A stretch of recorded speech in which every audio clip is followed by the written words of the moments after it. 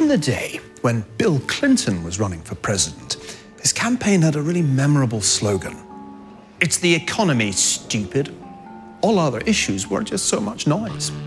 As Barack Obama tries to figure out how to secure re-election in far worse economic circumstances, he and his supporters must be tempted to complain, "It's the stupid economy."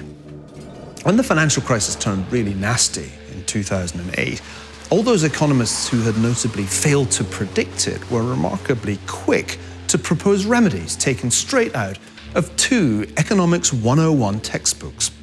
Followers of the late Milton Friedman urged the Federal Reserve to inject liquidity, printing money, to prevent even more bank failures after Lehman Brothers.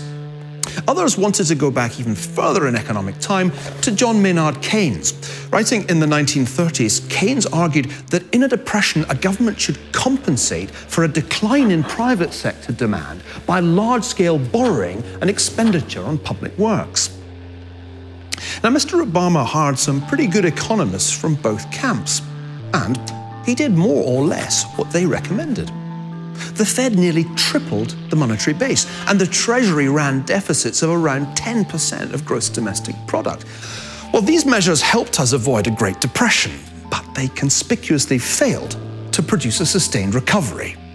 Right now, to be precise, the US economy isn't growing at all. Stupid economy, dumb economy. Didn't you study any economics in college economy? You know, they say that generals are always fighting the last war. Maybe the problem today is that the economists are fighting the last depression. What they just don't seem to get is that this depression is different. Unlike in the Great Depression, the world's economies remain open and interconnected. As a result, stimulus tends to leak across borders, boosting the price of pork in China instead of helping homeowners in Nevada. It's really hard to predict how this kind of economic butterfly effect plays out. A final difference is that the Great Depression of the 1930s actually hit the rich hardest. This time around, inequality may actually have increased as a result of the crisis.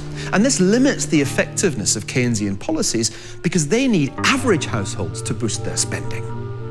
So, what would it take under these specific circumstances to stimulate American companies to hire American workers? I believe the answer is to improve employers, workers, and consumers' incentives with a radical reform of our incredibly complicated and cumbersome tax system. Let's overhaul the vastly complex federal income tax, end the double taxation of savings, and replace the disastrous corporate tax, which weighs really heavily on small businesses, with a simple 8.5% business consumption tax. These aren't my ideas. I got them from Republican Congressman Paul Ryan. Oh, I said the word Republican, so half of you immediately stopped listening. But you know, earlier this year, President Obama said he was going to embrace Ryan's ideas on simplifying the tax system. But then Washington descended into an insane brawl about a completely arbitrary debt ceiling, and tax reform got forgotten. That's a real pity, because the reality is that the federal debt will just keep busting through each new ceiling as long as we kid ourselves that salvation lies in Keynesian stimulus, or for that matter, in austerity. So, it's not the economy that's stupid. I'm afraid it's actually the mainstream economists.